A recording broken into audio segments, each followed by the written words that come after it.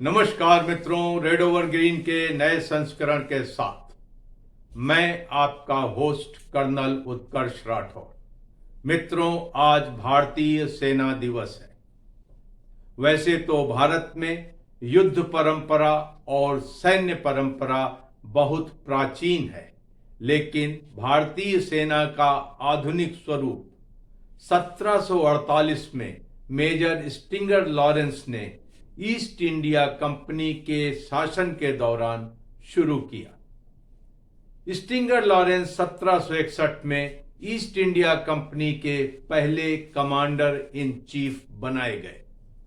इसीलिए stinger Lawrence को भारतीय सेना का पितामह भी कहा जाता है। 15 जनवरी 1949 को लेफ्टिनेंट जनरल के.एम. करियप्पा ने general Francis Robert Roy Bucher से पदभार लेकर के पहले भारतीय सेना अध्यक्ष और पहले कमांडर इन चीफ बनने का गौरव प्राप्त किया। इसीलिए 15 जनवरी को सेना दिवस मनाया जाता है। आज भारतीय सेना विश्व की चौथी बड़ी सेनाओं में शुमार है। 1947 में जब देश का बंटवारा हुआ, उसी के साथ भारतीय सेना का भी बंटवारा हुआ।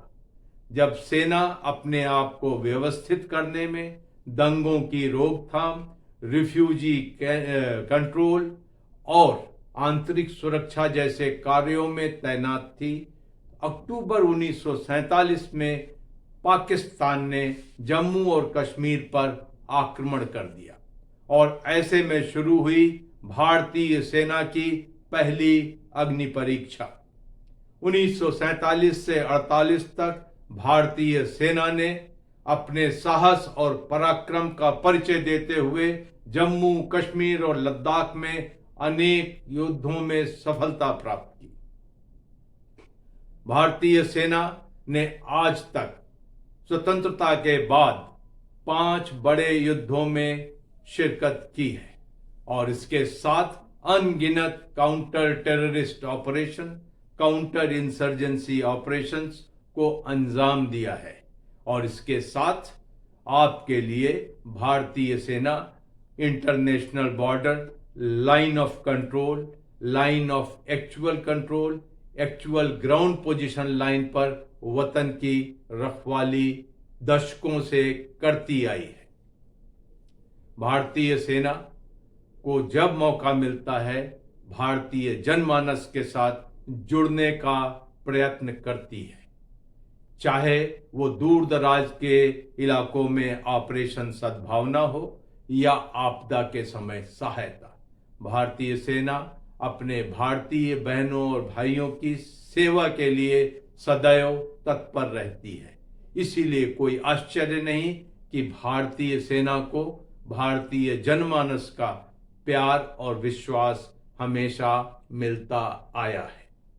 भारतीय सेना ने संयुक्त राष्ट्र संघ के तत्वाधान में कई शांति रक्षण मिशंस में काम किया है और इसके साथ ही मित्र राष्ट्रों के साथ संयुक्त प्रशिक्षण और युद्ध अभ्यास करके मिलिट्री मित्रता और कूटनीति को भी मजबूत किया है।